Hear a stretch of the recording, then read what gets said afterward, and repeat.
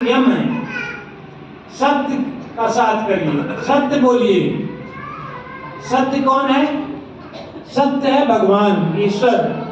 सत्य का मतलब हमेशा रहे, जो कभी खत्म न हो, कभी नष्ट न हो, कभी नाश न हो, कभी कट न सके, जल न सके, मर न सके। इसी तरह से हमारी बात भी सत्य होनी चाहिए कि सत्य बोलने का मतलब जो हमारी जो कुछ कहें वो काट न सके, उसको कोई उसकी काट ना हो, वही सत्य है, सत्य बोलना। और अहिंसा, अहिंसा का मतलब किसी को तकलीफ न देना, किसी को दुख न देना, मारना नहीं, पीटना नहीं, जबरदस्ती उसकी शिक्षा, धोखेबाजी न करना। अस्तेय, अस्तेय माने चोरी न करना। किसी चीज की, दूसरे की चीज है, उस पर हमारा हक नहीं तो हम उसको लेना, उसको नहीं लेना चाहिए, चाहे कोई देख रहा हो चाहे ना देख रहा हो। देख तो रहा ही है, देखने वाला हमेशा दिख रहा है। ईश्वर निराकार परम ब्रह्म परमेश्वर हर जगह है, तो वो तो देख ही रहा है, चाहे और कोई देखे चाहे ना देखे। तो चोरी नहीं करना, सत्य, अहिंसा, अस्तेय, अपरिग्रह। फालतू में, बेकार में, बिना जरूरत की चीजें इकट्ठा न करना, ये अपरिग्रह है। हमको जरूरत नहीं तब भी लालच रहती, हम कितना इकट्ठा कर ले, कितना इकट्ठा कर लें, कितनी जमीन हम बना लें, कितना घर द्वार हम बना लें, मतलब संतोष नहीं रहता। जैसे बड़े बड़े ऐसे दुकानदार भी हैं, कोई चीज शॉर्टेज हो जाती है तो इकट्ठा करके रखने लगते हैं कि दाम बढ़ेगा तब हम बेचेंगे। ये सब अपरिग्रह में आता है। ब्रह्मचर्य, ब्रह्मचर्य माने एक पे रहना, एक गुरु को मानिए, एक ईश्वर को मानिए। ईश्वर एक है ही है, इसी को मानिए, तमाम भ्रांतियों में न पड़े। और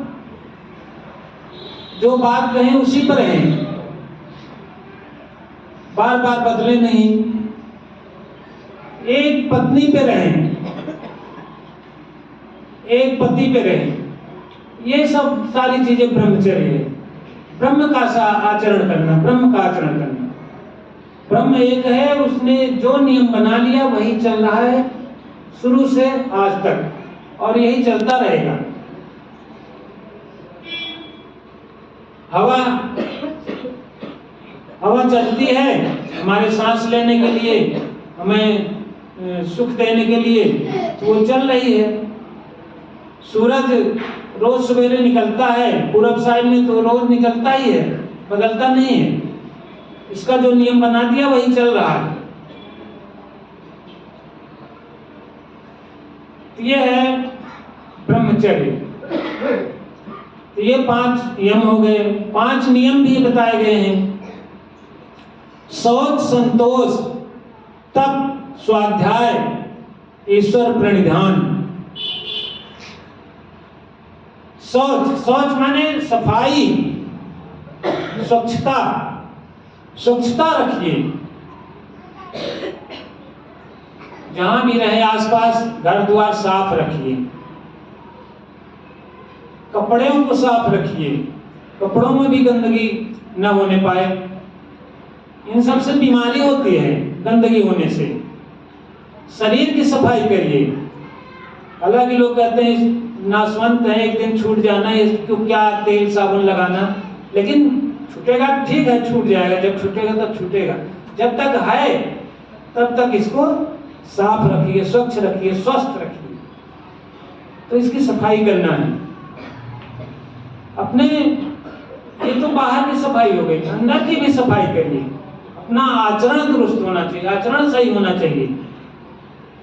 मन में जो खराबियां हैं, काम, क्रोध, लोभ, मोह, ईर्ष्या, द्वेष, ये सब निकालिए, इन सबको दूर करिए। तो मन की सफाई, भजन गाते हैं ना, तनी भीतरों को धोवा तब ज्ञानी। बाहर बाहर सब कोई धोवे, भीतर धोवे ब्रह्म ज्ञानी। तो बाहर की तो धो लिए ठीक है, लेकिन अंदर भी सफाई होनी चाहिए। बाहर खूब बढ़िया चमके, साफ सुथरा करके तेल चंदन लगाए रहे, कपड़ा खूब सुंदर सुंदर पहने रहे, और मन में मैंने बुराई भरी हो, झट से मुझसे गाली निकल जाए, किसी के साथ धोखेबाजी कर जाते हैं, तो कहते हैं ना जैसे सोने का घड़ा और उसमें जहर भरा हो।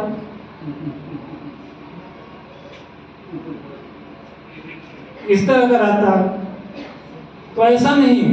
ये चीज है सफाई, अंदर बाहर सब सफाई होनी चाहिए, साफ रखना चाहिए, दिल अपना साफ रहे। ये हो गया संतोष। संतोष जैसे हमारे बाबा जी ज्ञान देते समय 5 प्रण बताते हैं। पहला प्रण है कि तन मन धन सब भगवान का है। अगर कोई चीज हमें से चला जाता है तो उसके लिए दुख नहीं करना है। अगर कोई मिल जाए, हमको उपलब्धि हो जाए, प्राप्त हो जाए, तो उसके खुशी में बहुत ज्यादा फूले न समाएं, बराबर रहे, संतोष रखें। जितना भगवान दे दिया बहुत है। सवत संतोष। तप माने तपस्या करना। तपस्या क्या करना? हवन यज्ञ नहीं करना है। तो सब समझ लीजिए दिखावा है। भक्ति में कहते हैं कि कहाऊ भगति पथ कवन प्रयासा। रामायण में लिखे हैं भाई, कहाऊ भगत पथ कवन प्रयासा, जोग न जप तप न उपवासा। भक्ति में भगवान की क्या करना है? कोई परेशानी नहीं है, न यज्ञ करना है, न हवन करना है, न योग करना है। कहाऊ भगत पथ कवन प्रयासा, जोग न जप तप मत उपवासा। तपस्या नहीं करना है। तपस्या का मतलब तप करना है हमको, जंगल में जाकर नहीं, यज्ञ हवन नहीं करना है, तीर्थ व्रत करने का जरूरत नहीं है। बल्कि तप का मतलब हम सहन शक्ति अपनी बढ़ाएं। हमें जो भी हम सत्संग करने के लिए या अपने जीवन का लक्ष्य पूरा करने के लिए, जैसे एक विद्यार्थी है, विद्यार्थी का लक्ष्य क्या होता है कि हम ऊंचे से ऊंचे पर पहुंचे, पद पर पहुंचे, या बड़ी से बड़ी शिक्षा प्राप्त करें। तो उसके लिए क्या करना पड़ता है? तपस्या करना पड़ता है, पढ़ाई करनी पड़ती है, और मन लगा करके घर में भी, स्कूल में भी पढ़ाई करनी पड़ती है उसको। उसके अलावा उसका दूसरा कोई काम नहीं रहता। कुछ बच्चे जैसे स्कूल गए, घूम टहल के फुटबॉल खेल के चले आए, तो वो तप नहीं हुआ, बल्कि सारे काम छोड़ करके पढ़ाई में ध्यान लगे। ये नहीं कि कहीं स्कूल घर से चले और जाकर वहाँ क्रिकेट खेलने लगे कहीं रास्ते में, या कहीं पिक्चर हो रहा है वहाँ चले गए पिक्चर देखने के लिए, या किसी के साथ नेतागिरी करने लगे, बैल विरोध हो जाता है तमाम लोगों से। तो ये सब हमारी तपस्या में भंग हो जाता है। जो पढ़ाई की हमारी तपस्या है उसमें भंग पड़ जाता है, तो हम ठीक से पढ़ नहीं पाते, हमारी तपस्या पूरी नहीं हो पाती। ये तपस्या है, ये विद्यार्थी की तपस्या, उसको हर तरह से मन को एकाग्र करके पढ़ाई करनी पड़ती है। इसी तरह से भगवान को प्राप्त करने के लिए, सत्संग करने के लिए एकाग्र मन करना पड़ता है। सारी विघ्न बाधाएं पार करके उसमें ज्वाइन करना पड़ता है। तो ये तप है, तपस्या है, कष्ट सहना। तप, स्वाध्याय, अपने आप का अध्ययन करें कि हम क्या हैं, कैसे हैं, हमारे अंदर क्या क्या बुराई आ रही है, क्या क्या अच्छाई आ रही है। अपनी स्थिति का रोज अवलोकन करें कि हमारे अंदर कुछ सुधार हुआ कि नहीं सत्संग के द्वारा।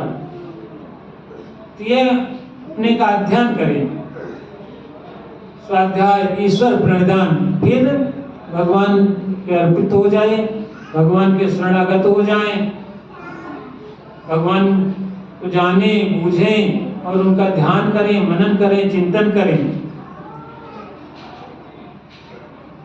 ये चीज है यम नियम। तो यही जो है, इन्हीं का पालन करना ही समझ लीजिए धर्म है,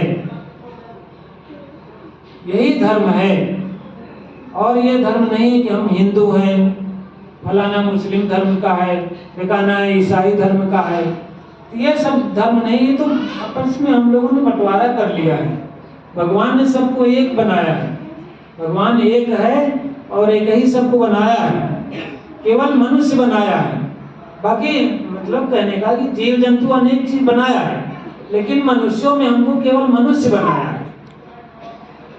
भगवान ने हमको ब्राह्मण नहीं बनाया, हमको यादव नहीं बनाया, हमको कुशवाहा नहीं बनाया, हमको पासी जमान नहीं बनाया, उसने केवल मनुष्य बनाया, इंसान बनाया।